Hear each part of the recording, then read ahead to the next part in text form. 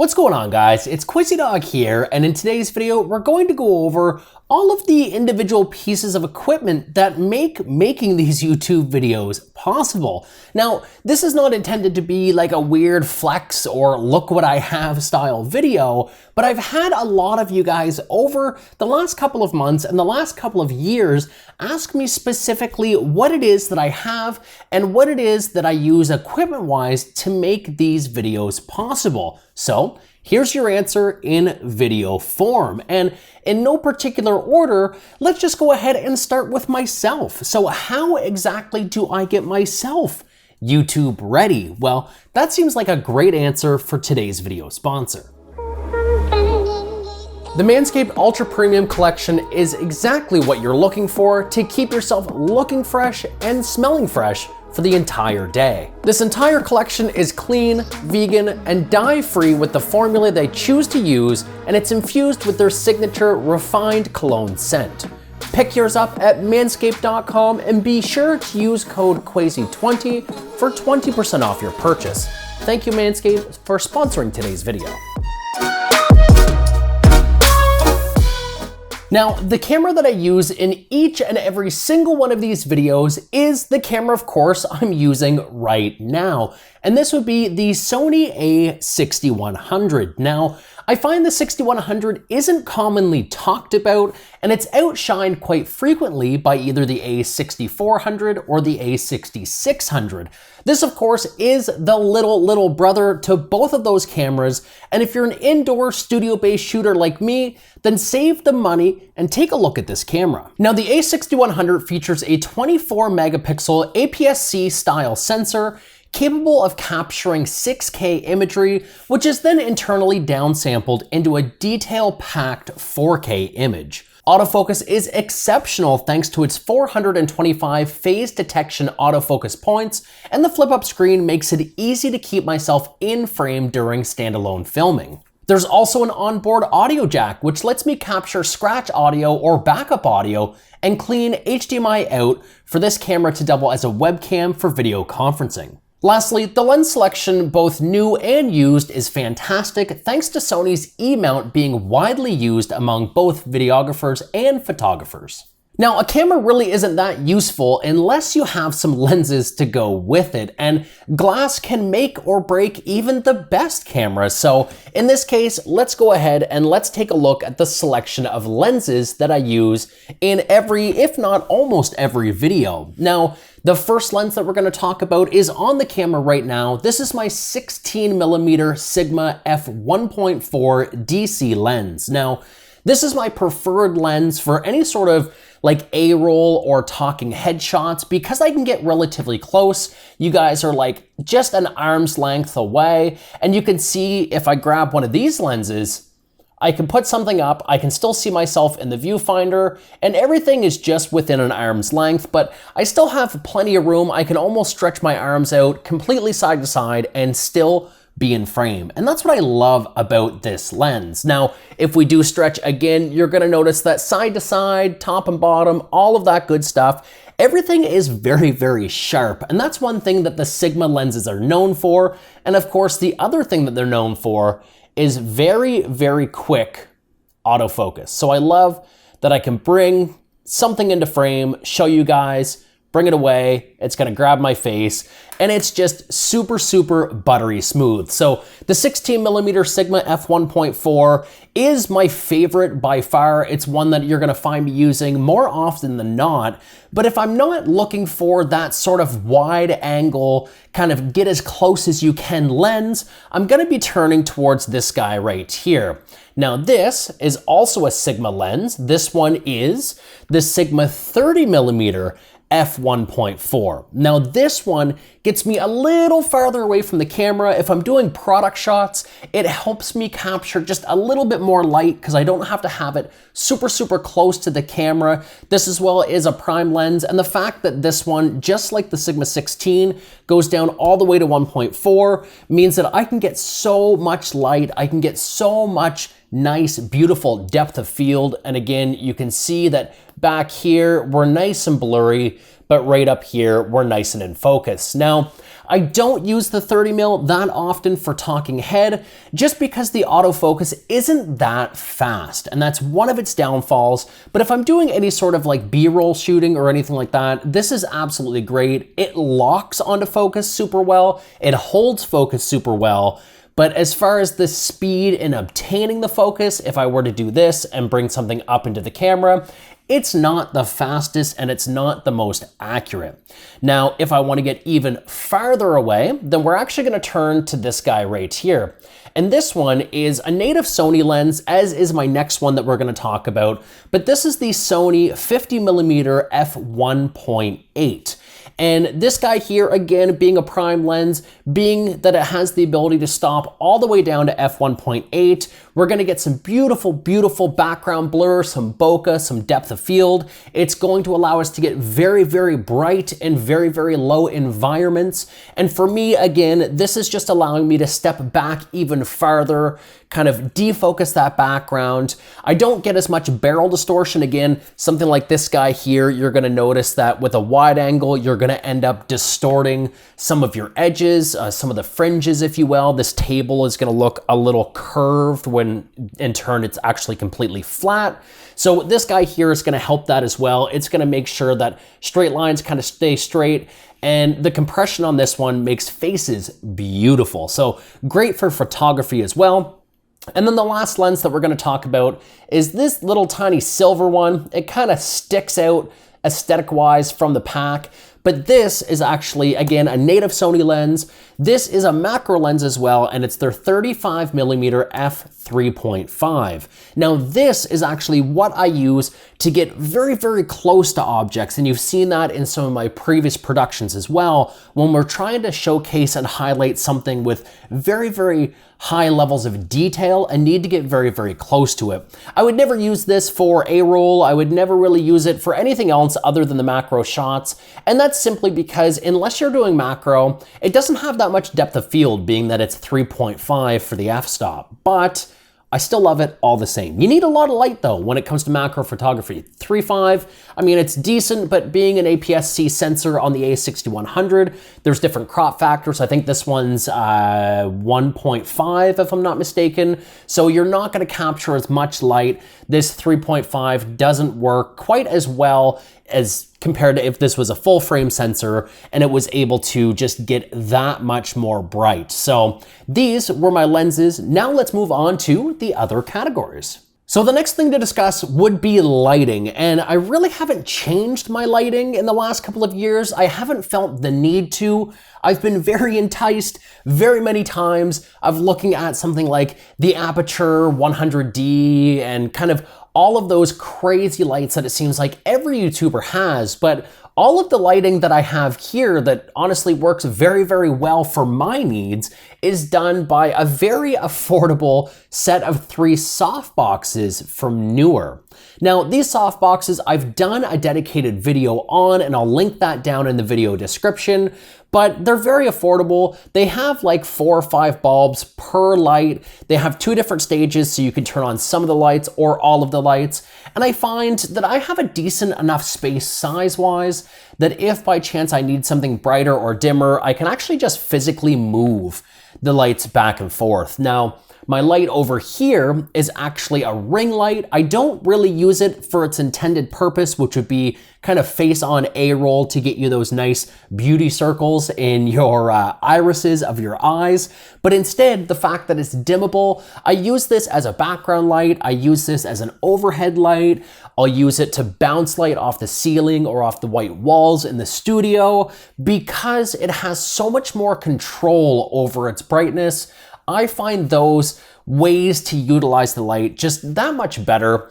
Over here, I've got like a blue light. I don't know how well you guys can see it. I'm gonna have B-roll of all of this stuff kind of peppered through as well, just to give a little bit of an accent. It is color changing, but I just leave it on blue because I find that the easiest. And then behind me in all of my shots, of course, you guys know that we have the RGB strips, we have the bulbs, all of that is kind of fixed studio lighting.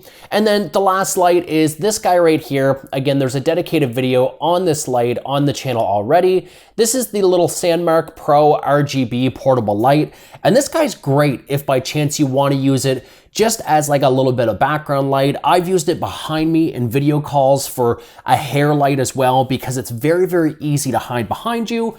And just having that background light helps separate you just a little bit more from your background. And I tell you, when you go into like a Zoom call and completely overdo your setup, it can kind of intimidate, but kind of impress people as well. So don't be scared to go all out if you have some of this stuff, and use it in kind of the most obscure ways. So when I do video calls, I just kind of go nuts with all my studio lights and everything, and I just have an absolute blast with it.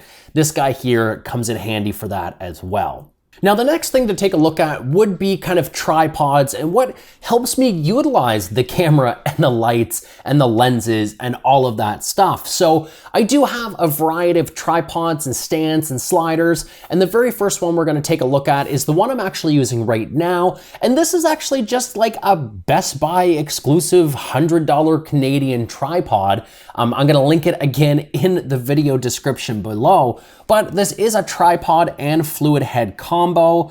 The name sort of escapes me right now. I think it's called the Platinum series, but I'll have annotations down below as well. But this is both my tripod and my fluid head, and this lets me get kind of all of those nice pans and those tilts that we've come to know within the channel. Now, the second tripod we have is actually one from K&F Concepts, and specifically this one is the TM2534T.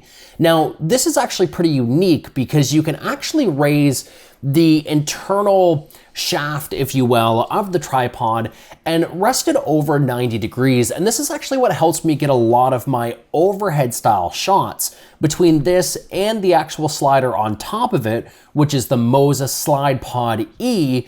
This lets me bridge that gap over my desk and get top-down shots like you've been seeing this entire video so far. Now, the slide pod is also what helps me get a lot of those really nice shots where we have to slide side to side, or we have to do push-ins, or we have to do vertical shots where the camera moves. This is pretty unique in the way that it works, because unlike a traditional slider that's on a track that either you physically move or there's motors that move it, this is actually an all-in-one unit that just has a little cylindrical shaft that moves motorized both in and out of the unit. Now, there is a pro version of this that will extend a little bit longer and can hold a little bit more of a payload. I find the E can get a little shaky, and I have a hard time using it for vertical shots just because of the way my office is and the fact that I did my own floors and they're not the most level in some instances. I'm not a carpenter by any means. It was a rescue attempt to make this place look good, okay?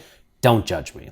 But other than that, the slide pod actually works very, very good. And it was one of the best investments that I've made so far to give a nice little cinematic approach to the way that I do some of my B-roll. Now, speaking of cinematic, the one thing that I think I've used all of once on the channel was kind of a FOMO, or fear of missing out, purchase that I made off Amazon probably about a year ago, and that was the DJI RONIN-SC. And this is kind of like a full-fledged gimbal for my DSLR, and I thought I was going to be able to utilize this with the smartphone app to kind of follow me around, to do some A-roll. I thought I was going to use it in place of a slider in my studio, but for what I do right now, it's primarily all in my office.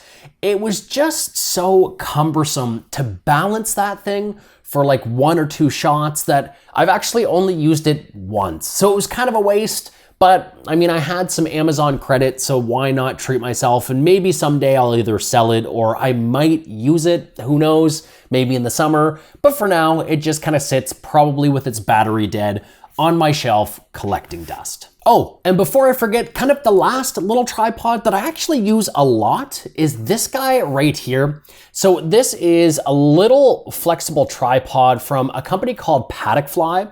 So I use this almost like a gorilla pod in the way that I can just sort of hold onto it like this, hold the camera out and get maybe a little more distance away from me. But I use this for video calls and stuff quite frequently, or in setups where I need the camera to be eye level, but maybe I want to face that computer behind me and I can't put my tripod up. This kind of gives me full abilities to set my camera on top of it, move the orientation. This is a ball head, so even if the legs aren't completely level, then I can actually just fix it and level it with the ball head on the top. I love this thing. Again, I got it on Amazon. Links will be in the bottom, like I mentioned before, for all of this stuff. But this is kind of cool. I bought it on a whim, and I probably use this and the tripod that I'm using right now by far the most out of all of my kind of in-studio equipment. So the next thing to go over would be audio. And I mean, what I'm gonna talk about right now, I've literally been using this whole entire video, and that would be the Zoom H1 external recorder. It's actually like the Generation 1. They've changed the looks of it in the last couple of years. I've had this thing for like 5 years, and it has not failed me yet. It's an awesome little recorder. It has built-in microphones, but I actually choose to use the auxiliary in and use this lapel mic right here. So this is the DIETY V.LAV. I've had this for about a year or so. I've had a large variety of different lavalier microphones and external microphones, but this one by far is my favorite. It has the ability with a little tiny like chip, it's a little smart device built in line itself that can determine whether or not it needs to use TRS or TRRS, which essentially just means is it going into a dedicated mic port or is it going into like a smartphone multi-jack, and just sets itself up accordingly.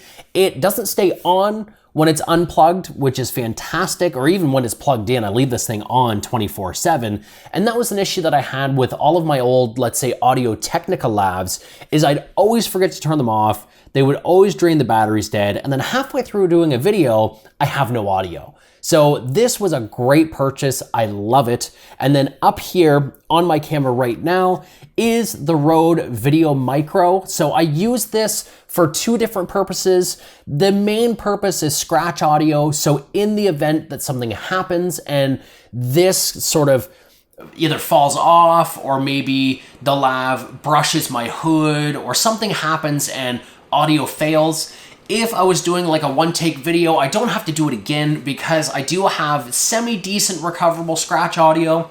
But the main reason why I use this is actually to synchronize the audio that I have in my external set with the internal audio to synchronize it with the video on my camera. Having two decently quality feeds means that in Premiere Pro, which is my preferred editing suite, I can actually synchronize the audio spikes completely automatically just with a couple clicks of a button instead of like trying to line up the peaks and valleys manually. So the Rode Video Micro just helps me do that by shotgunning and grabbing a little bit more from me depending on how far away I am from the camera. So I guess that's it. Those are the audio sources. I have like a desktop mic as well, but honestly, I just use this lav for like almost everything except for video conferences. It's really, really good. Now, speaking of the Adobe CC suite, let's go ahead and talk about what I use to actually post-process all of these videos. So behind me, you guys can see the gargantuan TV that I use as a monitor. That's actually a Hisense 55-inch Q9G or H9G in the US market. I love it because at 100% scaling, I can actually fit so many different windows when it comes to editing and productivity that I don't think I could go back to a standard monitor. We have the new PC that we just built as well. I have dedicated content for that already, so I'm not going to go too far into it, but that makes editing 4K footage an absolute dream. And I have 64 gigabytes of RAM, so doing everything that I need in the Adobe CC suite all at once is not a problem at all. But I actually use two computers to do all of my videos. And the second computer is actually a laptop, and it's specifically an MSI P65 Creator. And the main reason why I use a laptop for some of my creative process is honestly, it lets me sit over on my couch when I'm watching TV or just relaxing. I can script some stuff out, I can do some research, but primarily I use it for my thumbnails because the TV behind me isn't super color accurate. I don't tend to make my thumbnails on it. Editing's fine because I can use scopes and I understand that. So I'm so used to editing myself and setting my white balance that that's a non-issue. But I like the fact that the P65 Creator does have a color accurate screen. It's all pre-calibrated from the factory. So making my thumbnails to entice you guys to click on videos like this is much better suited on this little guy. And I'm pointing because it's literally right in front of me right now. And then other than all of that stuff, I mean, there's a couple of odds and ends when it comes to, let's say, power banks that I use on this camera to make sure that the internal battery doesn't die. I have like some power strips and stuff to control and power all of the lights all around the studio, but those are nothing specific. Like I would use anything for that stuff. Camera cards, as long as it's like a UHS 1 or whatever the case may be, something that can support my 4K footage. I don't really worry about what brand or anything specific I use for that. So I think I've covered just about everything that I wanted to talk about in this video. And again, don't feel like overwhelmed and don't feel like you guys need all of this same stuff to make your videos, because all this stuff was accumulated over the course of like 5 or 6 years on YouTube. And before this camera, I mean, I started out with a video camera, then I moved up to, I think it was like a Sony A51 or A52. Then from there, I ended up going with the Panasonic G7 and then the Canon M50, but that got destroyed in my flood. So then I went to this guy here, which was the A6100, which by far is my absolute favorite. I've had tons of different lenses. Specifically, again, I tend to stick to these guys here, specifically to prime lenses, just because the aperture is so darn wide that it just lets me control exactly how I like everything to look and feel. You can get like zoom lenses that end up going quite low. I mean, there's the Sigma, what is it? The 18 to 35 f1.8, but they don't have a native E mount for that. And I mean, by the time I would kit that out for this, I could have bought everything. I could have bought all of these. So instead, over time, I bought all of these. So if you found this at all like helpful, educational, anything like that, if you think that you could utilize any of these things or you want to learn more about any of the stuff that I talked about, again, links for everything are in the video description. And don't get discouraged, disgruntled if you've got a budget of $500 and you're looking to start a YouTube channel. These are suggestions. You don't need all of it. You can start with any of it, none of it. But this, again, just to answer some of the questions out there, is specifically everything that I use to create these videos for you guys. So with that being said, I'd love to ask a question to you guys. If you guys are YouTube content creators, what is it that you use? What camera, what lights, what lenses? I would love to kind of live vicariously through you guys and see what makes your content tick. But until my next video, my name is QWAZY. You guys, of course, have been awesome, and we'll catch you all in the next one. Take care.